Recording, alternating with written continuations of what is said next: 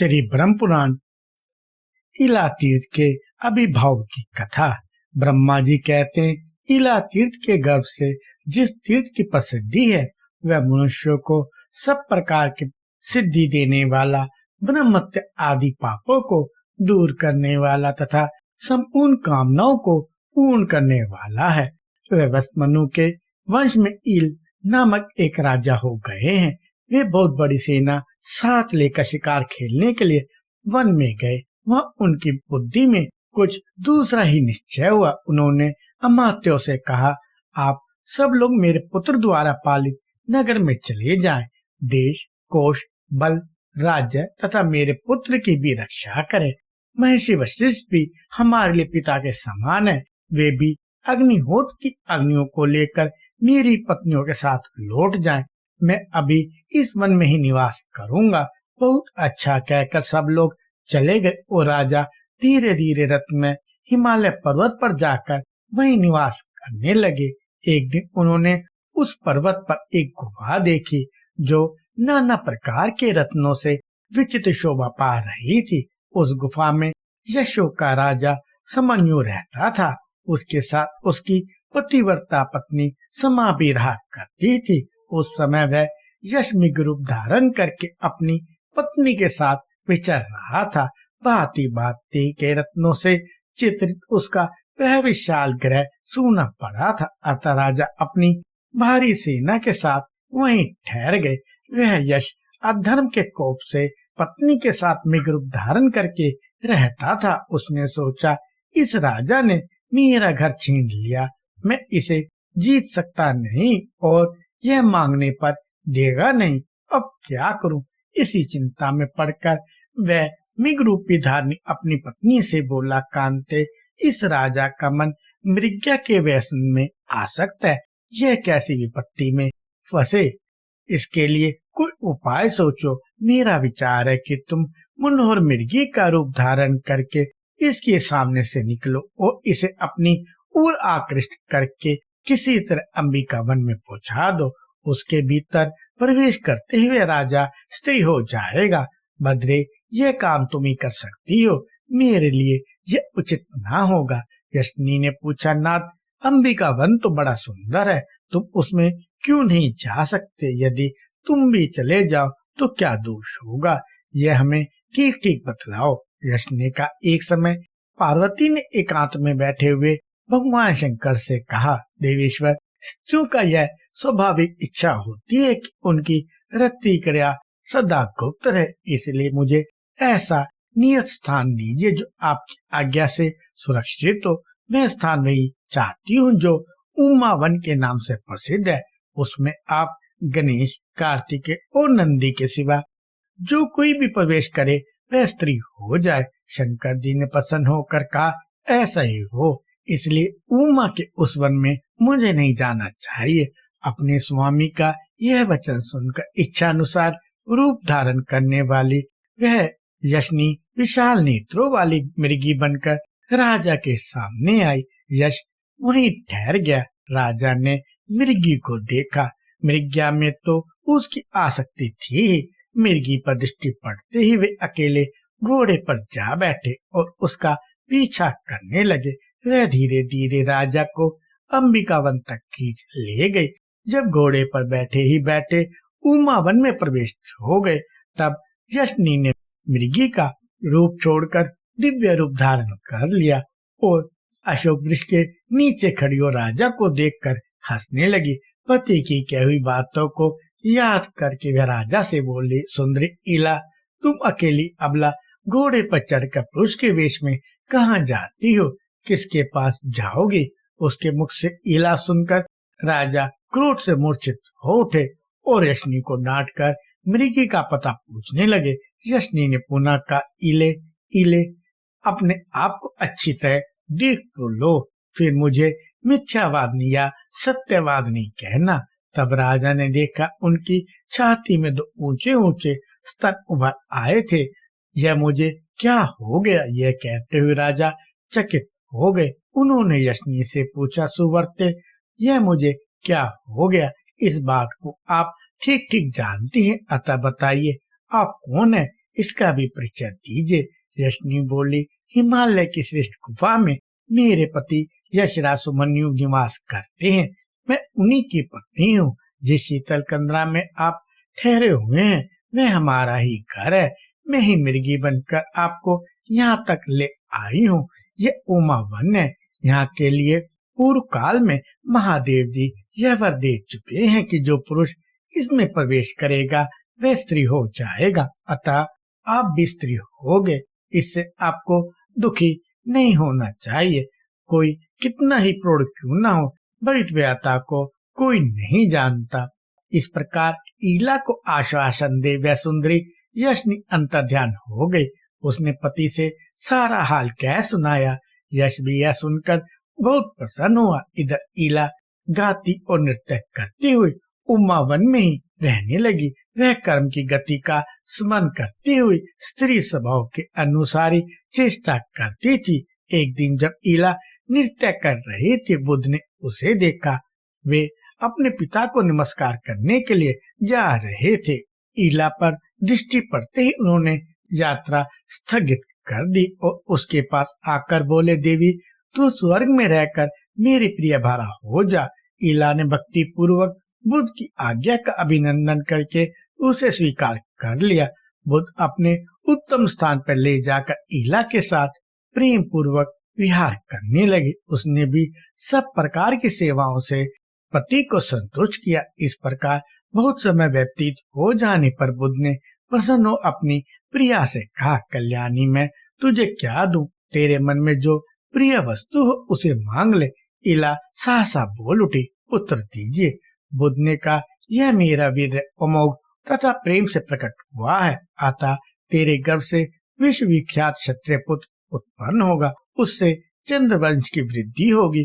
वह तेज में सूर्य, बुद्धि में बृहस्पति, क्षमा में पृथ्वी, युद्ध संबंधी पराक्रम में भगवान विष्णु और क्रोध में अग्नि के समान होगा। समय आने पर महात्मा बुद्ध का पुत्र उत्पन्न हुआ। उस समय देवलोक में सब और जय जयकार का शब्द गूंज उठा। उसके जन्मोत्सव में सभी प्रधान प्रधान देवता है। मैं भी बड़ी प्रसन्नता के साथ उसमें सम्मिलित हुआ। वह बालक जन्म लेते ही उच्च स्वर से रोया। अतः वहाँ एकत्रित हुए देवताओं तथा ऋषियों ने एक दूसरे से कहा, इस बालक ने पूर्व अत्यंत उच्च स्वर से रव शब्द किया है, अतः इसका नाम पुरुरवा होना चाहिए।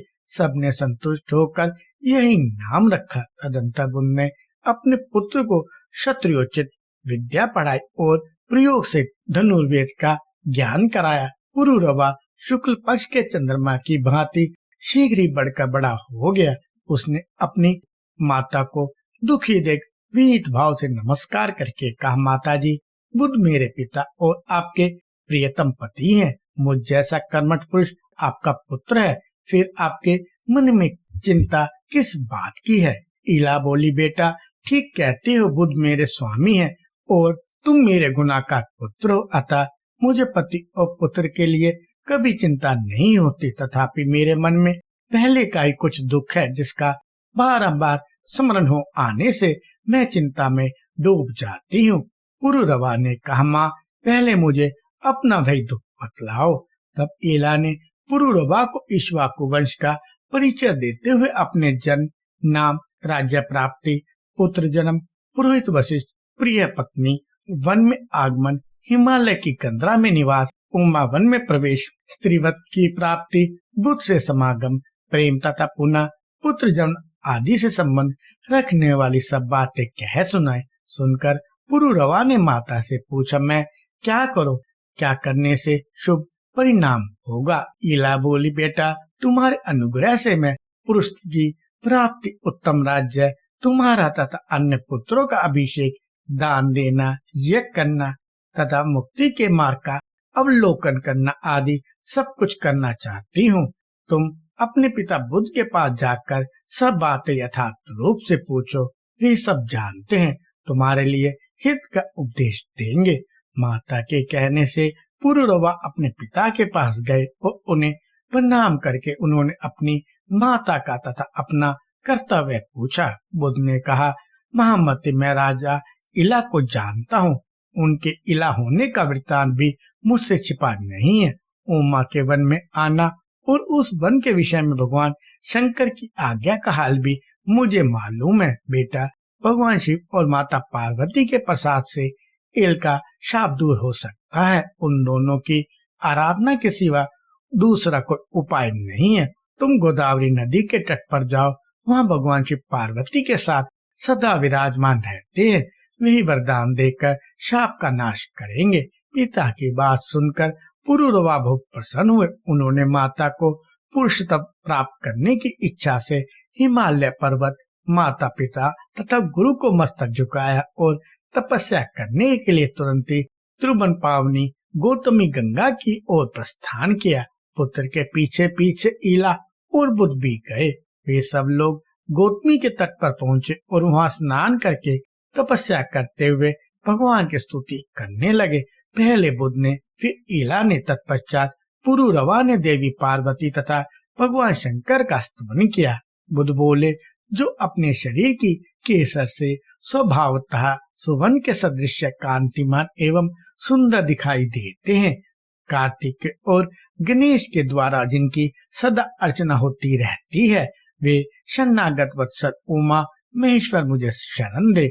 ईला बोली, संसार के त्रिविध ताप रूपी दावानल से दग्ध होने वाले देहधारी जिनका चिंतन करने से तत्काल परम शांति को प्राप्त होते हैं, वे कल्याणकारी उमा महेश्वर मुझे शरण दे।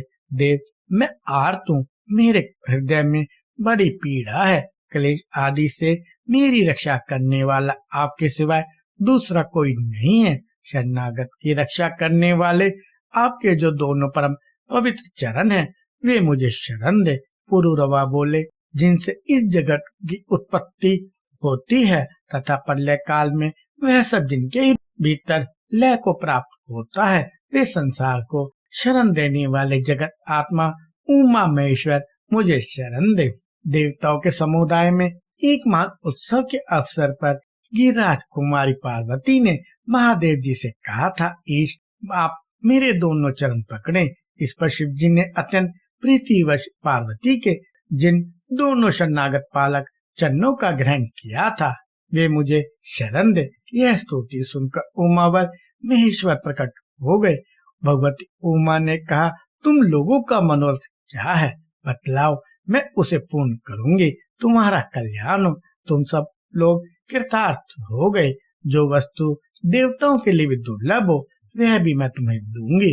पुरुरवा बोले, जगदम्बिके, राजा इल अज्ञानवश आपके वन में घुस गए थे। देवेश्वरी, आप उनके उस अपराध को क्षमा करें और पुनः उन्हें पुरुष तप दे।